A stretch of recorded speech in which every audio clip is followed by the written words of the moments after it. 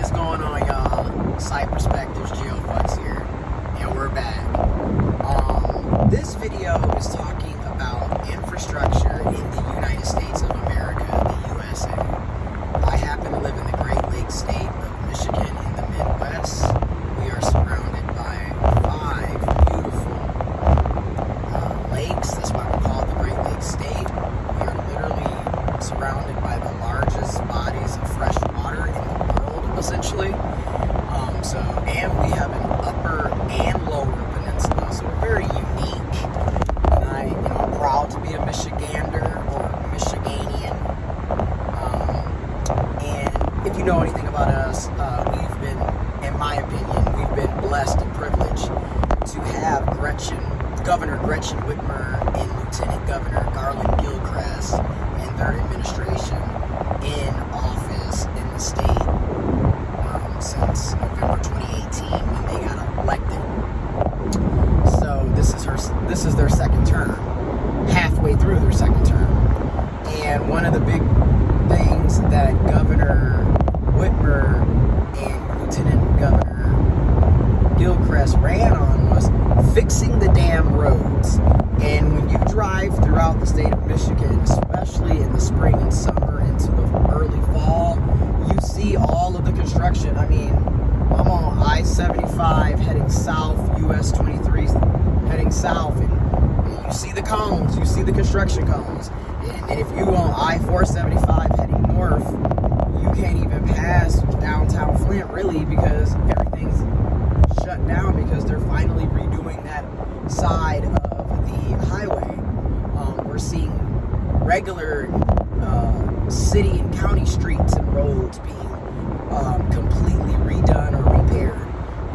This road that I live on has literally been repaved twice since I've been there. Now make that make sense. Okay, I've been there going on it's August, 3 years, and in 3 years I have seen that road be repaved twice. So I'm like, okay, fixing the damn roads.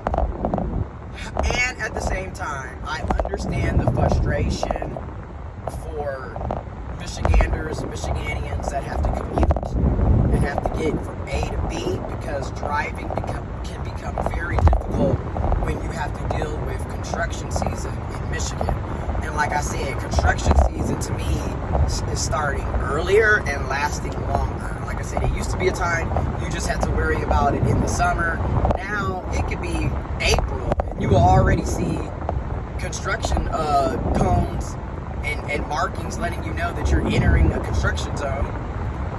And it can go all the way into October, November, and you will still see them cones. So it's becoming a 6+ month ordeal.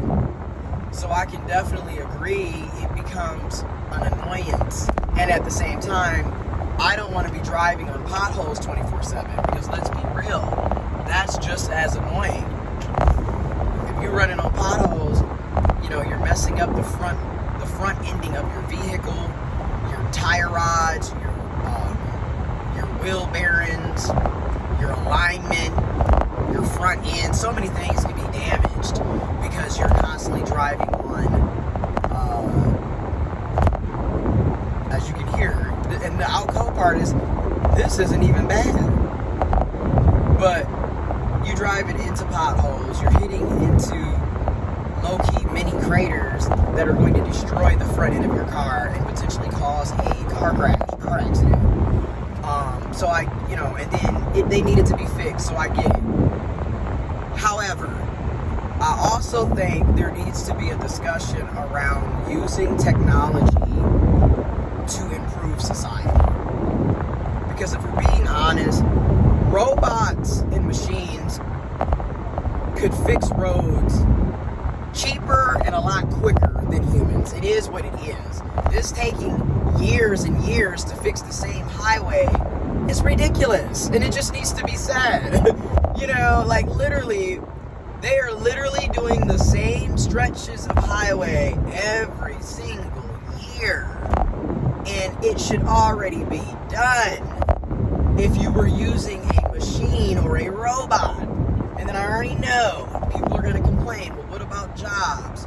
What about the labor unions? What about people's, livelihoods?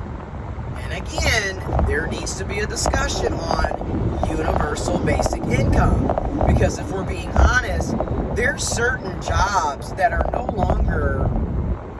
longer need humans to do. It is what it is. And especially when we're looking at cost, effectiveness, and efficiency.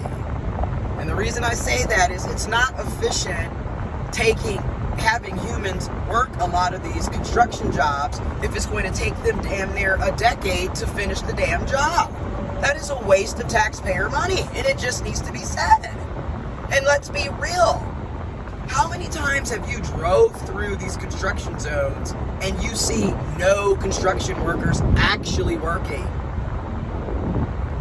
And then you wonder why it's taking forever and a day to complete the job when nobody's actually working. Because you cannot tell me y'all are going on that many damn breaks and it's that long of a break that we don't even see anybody in hard hats walking around the construction area. So what is the purpose? That's my whole point. That's why it seems like it's taking forever to get things done. I'm just going to be real.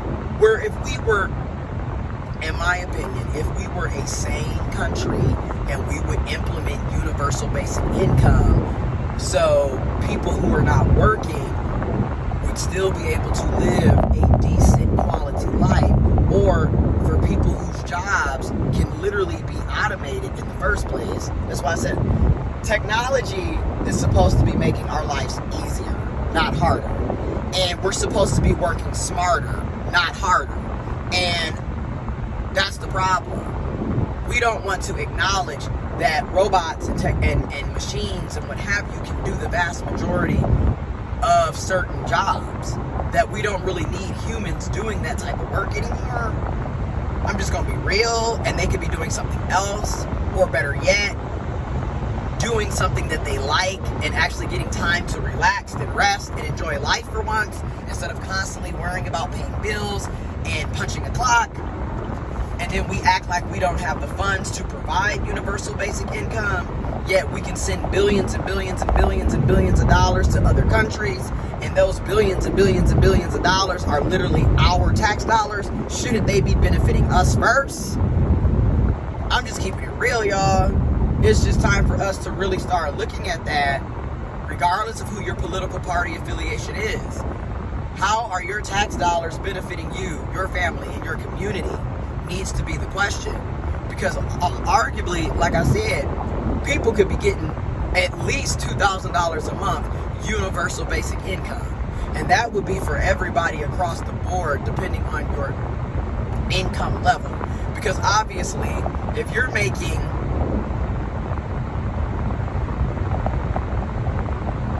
how do I say this? If you're one person and you're making $100,000 or less, I think you should be able to get $2,000 a month universal basic income. If you are a two-person household, you're a family, you're married, it's a joint couple, $200,000 or less, you should be able to get up to $4,000 for that couple, filing joint. That's my opinion. But after we get over $200,000, the $2,000 a month would start to decrease, because you don't need that much assistance. It is what it is, okay? We gotta stop acting like rich people need assistance, okay? I'm just being honest. Like, we literally, a lot of us are working and working and working to make other people rich. Corporations and nonprofits and businesses and individuals wealthier, so they can go from being millionaires to multimillionaires to billionaires. Meanwhile, what are we doing? We're going from broke to poverty. So there's a problem here, okay? So that's what I mean by, to me, universal basic income would solve a lot of those issues, especially when we're talking about jobs being automated, where we don't really need humans anymore to fulfill that role. So in that aspect, to me, it would make a lot more sense for us to provide universal basic income. Now, say somebody is making over $100,000 a year and they are a single individual. Well, once you start making over, I think we can drop from $2,000 a month to $1,700 a month, to $1,500 a month, to $1,300 a month, to $1,000 a month, with the lowest being an additional $500 a month. And I'm going to go even further. This is for adults.